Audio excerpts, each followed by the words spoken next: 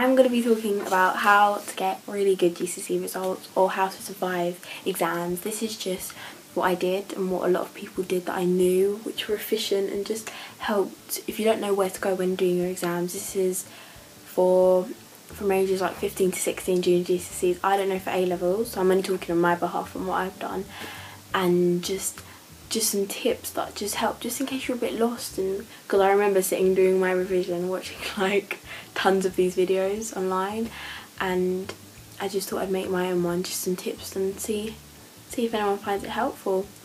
So just stay tuned if you want to find out how to get good GCSE results.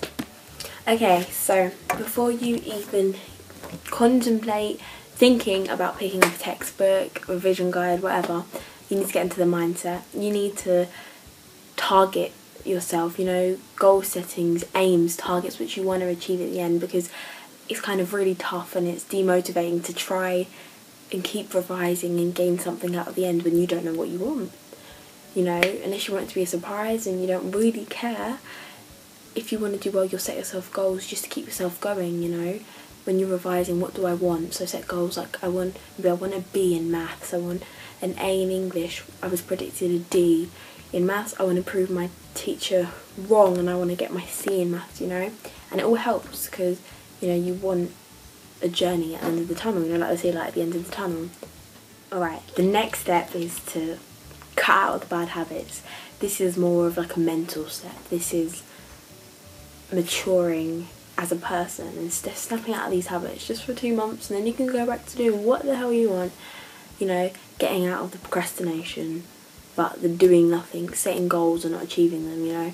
Even if you set, you know, if you say little things like, okay, I'm going to get topic 1 in chemistry done by tomorrow, I'm going to do algebra in maths at 3 o'clock or whatever, you know, and no procrastinating, no saying, oh, I'll do it later, putting it off, because by the time you put it off, the next day will be your exam. So you need to snap out of it. You stop with the bad habits like eating junk food, because believe it or not, eating healthy food and sort of the water and refreshing yourself does help, and you just need to sort of snap out of it, you know. Go to bed normal time, you know, get out of procrastinating, cut down on the TV. If you really want to see a difference or you want to see results, you need to make the change. Okay, the next step is about you again, and it's about changing the routine to fit the needs of exams, because it is extremely tedious and it's very tiring doing exams. You go on your study leave and you have no lessons whatsoever, so it's making a routine that fits with your exams, so you can have your social time, your free time, where you can just let and unwind, but maybe make a timetable, a routine of what you want to do, you know. So you have maybe like 1 o'clock do some maths, 2 o'clock do some Spanish, you know, make up a routine and a timetable that will fit the demands of the exams, because you can't just sort of wing it. Okay, some people can, but if you want to do well, you will have to have it structured so you can get as much as possible with the time you have. I think this is one of the most important tips, along with others, but it's organisation. Organisation is a massive key of doing well. You need to be able to know where everything is, you know, so what you're doing, if you want to go to some notes that you had, you want to be organised, so you just have a clear mind, you know, you're not sort of fumbling. A way I really liked how I organised myself was I had an academic diary, and what I had was I had these little tabs and I put them in my academic diary, so like on here, so I knew when my exams were, I could count down to my exams. And as I went through, I don't know if you can see, like I folded the pages, and it was like in a sense of accomplishment. And as you can tell, I went a bit ham on sort of a way of making sure I didn't forget I had exams, you know.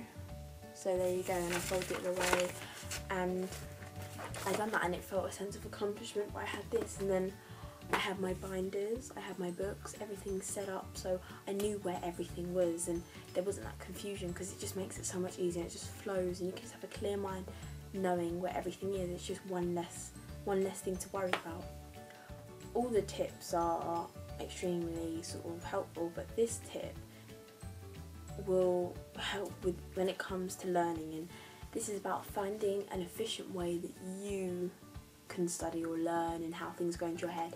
You're either a visual learner where you have things in front, you know, like you like videos, flashcards. I'm more of a visual learner, or there could be the people who are the readers who like to read textbooks and like to write things out and sort of have it in front of them, and it's finding that method, how it works best for you. You can do some games, there's some games you can do, watching videos, what I like doing, doing some past papers, reading textbooks, doing activities, different things that helps you, and finding that is key. And I'll link in the description box some websites that I used when it came to revising, studying, which really I found really helped me.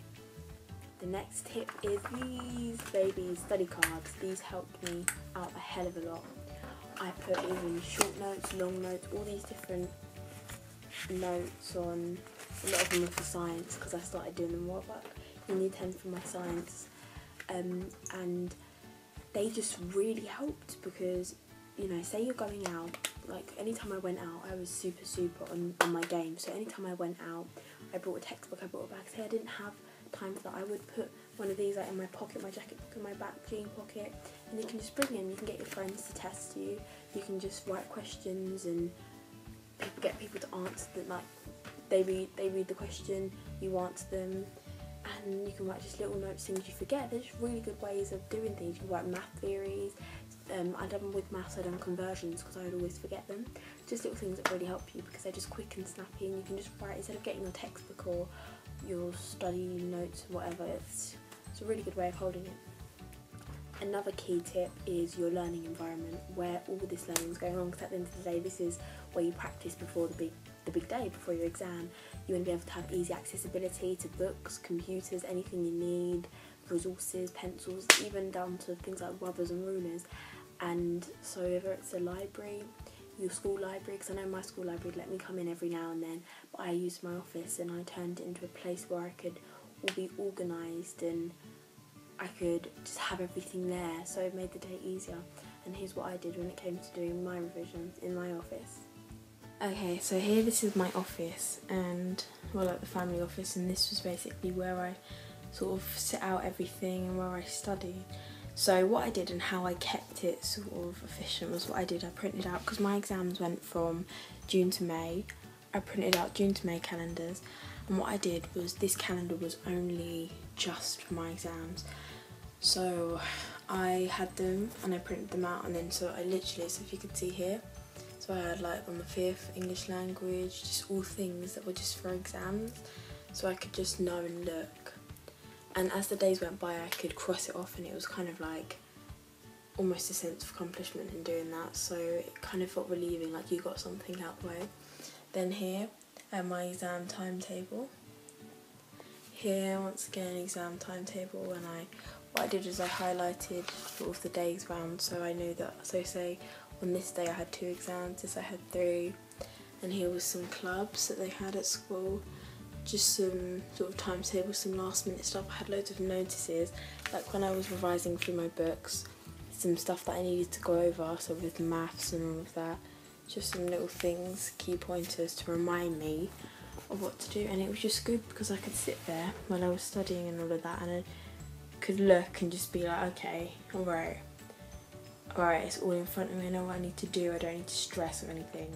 The penultimate tip that I have is, you know, testing. This is when you're almost there, you know, get your friends to test each other. You can have sort of like a whatever girly day, whatever you want to do, get your gals and guys to come around and just test each other.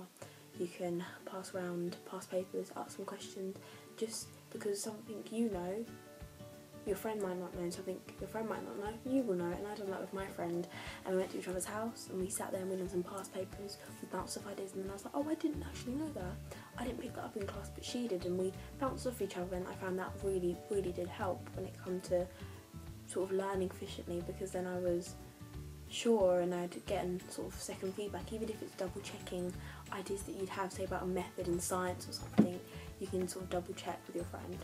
My last tip, which is when you're ready, is past papers and syllabuses. So this is what a syllabus would look like. You either get it in class or whatever, or you can print these off. You just have your upside down, great. You have, so examples of AQA, this is chemistry 1, and you can't go wrong with a syllabus because you can tick off everything you've done, and no matter what, everything that is in the syllabus will end up coming. Something from here based on the syllabus will come out, nothing off the syllabus. So you should know most of the syllabus. You've learned it in class, and then if you haven't, just going over things, because that's the best way to be sure. And then once you've done that, you can double check yourself maybe the last couple of days before your exam due to start. Do some past papers. This is what I did. I downloaded past papers. I went online, checked, see what results, see what I don't know, and in that topic, so say this is chemistry, I wasn't too good with like diamond and graphite.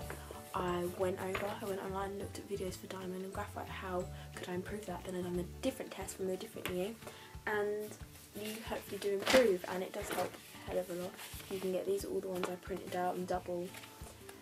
It really, really does help, and it just makes you sort of aware of the layout of the exam, and I found that really key when it comes to me finishing my exams, finishing my revision, where to go next, the next step to go. I really hope you all found that extremely beneficial, even if you took away a couple tips or methods. And I want to say one last thing. I wish all of you the best of luck doing your exams, whether it's end of topic, controlled assessment, and remember, you get out what you put in. So just give it your all. Remember all what I said, and thank you for watching. Please like, comment and subscribe. Comment down below any sort of video suggestions you have, and subscribe for more. Stay tuned for my next video. Thanks for watching. Bye.